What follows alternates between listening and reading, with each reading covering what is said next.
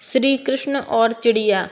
एक कमजोर और भयभीत गौरैया मदद के लिए इधर उधर देखती रही। तभी उसने श्री कृष्ण को अर्जुन के साथ वहां आते देखा। वे युद्ध के मैदान की जांच करने के लिए और युद्ध की शुरुआत से पहले जीतने की रणनीति तैयार करने के लिए वहां गए थे। उसने श्री कृष्ण के रथ तक पहुंचने के लिए अपने छोटे छोटे पंख फड़फड़ाए और किसी प्रकार श्री कृष्ण के पास पहुंची। हे कृष्ण, कृपया मेरे बच्चों को बचाएं, क्योंकि लड़ाई शुरू होने में कल उन्हें कुचल दिया जाएगा। सर्वव्यापी भगवान बोले, मैं तुम्हारी बात सुन रहा हूँ, लेकिन मैं प्रकृति के कानून में हस्तक्षेप नहीं कर सकता। गौरैया ने कहा, हे भगवान, मैं जानती हूँ कि आप मेरे उद्धारकर्ता हैं। मैं अपने बच्चों के भाग्य को आपके हाथों में सौंपती हूँ। अब यह आपके ऊपर है कि आप उन्हें मारते हैं या उन्हें बचाते हैं। कालचक्र पर किसी का बस नहीं है। श्री कृष्ण ने एक साधारण व्यक्ति की तरह उससे बात की, जिसका आशय था कि वहाँ ऐसा कुछ भी नहीं था जिसके बारे में वो कुछ भी कर सकते थे। गौरैया ने विश्वास और श्रद्धा के साथ कहा, चेचक प्रभु, आप कैसे और क्या करते हैं वो मैं नहीं जान सकती। आप स्वयं काल के नियंता हैं, यह मुझे पता है। मैं सारी स्थिति एवं परिस्थिति एवं स्वयं को परिवार सहित आपको समर्पण करती हूँ।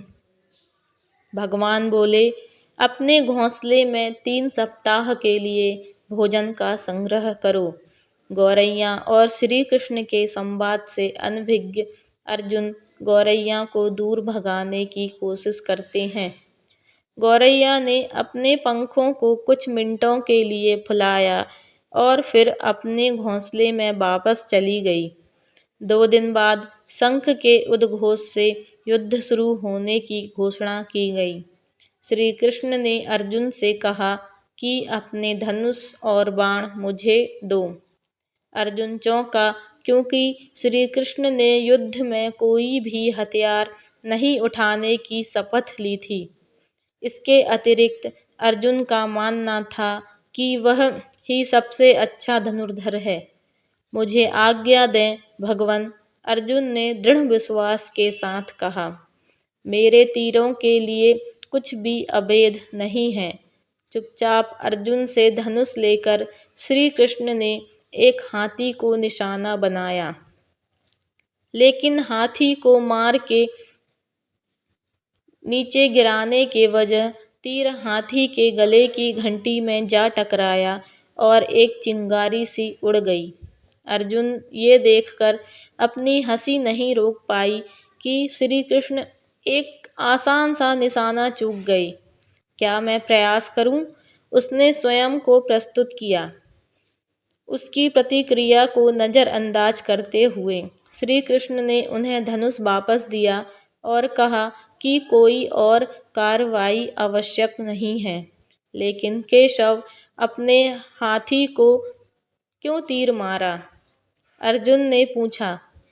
क्योंकि इस हाथी ने उस गौरैया के आश्रय, उसके घोंसले को, जो कि एक पेड़ पर था, उसको गिरा दिया था। कौन सी गौरैया? अर्जुन ने पूछा। इसके अतिरिक्त हाथी तो अभी स्वस्थ और जीवित है। केवल घंटी ही टूट कर नीचे गिरी है। अर्जुन के सवालों को खारिज करते हुए श्री कृष्ण ने उसे शंख फूंकने का निर्देश दिया। युद्ध शुरू हुआ। अगले 18 दिन में कई जानें चली गईं। अंत में पांडवों की जीत हुई। एक बार फिर श्री कृष्ण अर्जुन को अपने साथ सुदूर क्षेत्र में भ्रमण करने के लिए ले गए। कई शव अभी भी वहाँ हैं जो उनके अंतिम संस्कार का इंतजार कर रहे हैं। जंग का मैदान गंभीर अंगों और सिर, बेजान सीढ़ियों और हाथियों से अटा पड़ा था। श्री कृष्ण एक निश्चित स्थान पर रुके और एक घंटी जो कि हाथी पर बांधी जाती थी उसे देखकर विचार करने लगी। अर्जुन, उन्होंने कहा, क्या आप मेरे लिए यह घंटी उठाएंगे और इसे एक तरफ रख देंगे? निर्देश बिल्कुल सरल था, परंतु अर्जुन के समझ में नहीं आया। आखिरकार विशाल मैदान में जहाँ बहुत सी अन्य चीज़ों को साफ करने की जरूरत थी, श्री कृष्ण ने उस धातु के एक टुकड़े को रास्ते से हटाने के लिए क्यों कहा? उसने प्रश्नवाचक दृष्टि से उनकी ओर देखा। हाँ, यह घंटी, श्री कृष्ण ने दोहराया। यह वही घंटी है जो हाथी की गर्दन पर पड़ी थी, जिस पर मैंने तीर मारा था। अर्जुन बिना किसी और सवाल के भारी घंटी उठाने के लिए नीचे झुका। जैसे ही उसने इसे उठाया, उसकी हमेशा के लिए जैसे दुनिया बदल गई। 1, 2, 3, 4 और 5, 4 युवा पक्षियों और उसके बाद एक गौरैया उस घंटी के नीचे से निकले। बाहर निकल के माँ और छोटे पक्षी कृष्ण के इर्द गिर्द मंडराने लगे एवं बड़े आनंद से उनकी परिक्रमा करने लगे। 18 दिन पहले काटी गई एक घंटी ने पूरे परिवार की रक्षा की थी। मुझे क्षमा करें हे कृष्ण, अर्जुन ने कहा। आपको मानव शरीर में देखकर और सामान्य मनुष्यों की तरह व्यवहार करते हुए मैं भूल गया था कि आप वास्तव में कौन हैं।